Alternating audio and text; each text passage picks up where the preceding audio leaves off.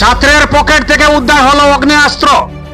শ্রীভূমি জেলার frontier secondary স্কুলে এই ঘটনাটি ঘটেছে।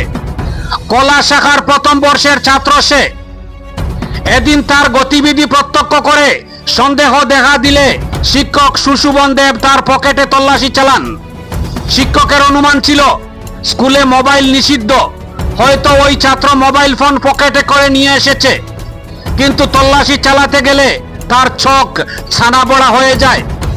ওই ছাত্রের কাছ থেকে উদ্ধার হয় অগ্নেয়াস্ত্র। পরে খবর পাঠানো হয় পুলিশে। পুলিশ এসে ওই ছাত্রকে ধরে নিয়ে যায়। অনুমান করা হচ্ছে এটি একটি এয়ার গান ছিল। পুলিশ ঘটনার তদন্ত চালিয়ে যাচ্ছে। এ সম্পর্কে পুলিশের বয়ান এখনো সামনে আসেনি।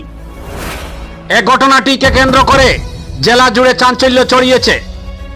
ব্যুরো রিপোর্ট, আমার সোনার কালীগঞ্জ। আসলে কি হয়েছে? আজকে আমার যখন ফোর্থ পিরিয়ডে ইকোনমিক্স ক্লাস ছিল, তো ওই ক্লাসে যখন আমার ইকোনমিক্স টিচার ক্লাসে গেল, ওনার নাম সুশোভন দাস। তো উনি ছেলেটা ওর পকেটে হাত দিচ্ছে, ব্যাগে হাত দিচ্ছে, তখন ওনার সন্দেহ হয়েছে যে হয়তোবা তার কাছে একটা মোবাইল ফোন আছে, কারণ আমাদের স্কুলে আমরা মোবাইল ফোন অ্যালাউ করি না। তো ওই স্যার মোবাইল ফোন মনে করে গিয়ে যখন ওর পকেট বা ব্যাগ সার্চ করলো, তখন ওর কাছে পাওয়া গেছে আই থিঙ্ক একটা হ্যান্ডমেড বোধহয় ফায়ার গান।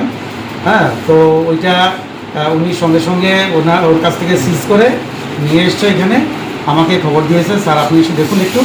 ওই দেখার পরে আমি দেখলাম যে এটা তো নো ডাউট বোধহয় ইলিগাল একটা আর্মস হবে। তো আমি এটা আমার কাস্টডিতে আমি রেখে দিয়েছি আমার ডয়ারে।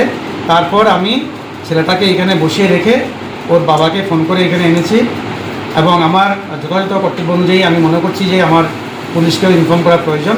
তো ওর গার্জিয়ান এবং লোকাল পুলিশকে আমি ইনফর্ম করেছি।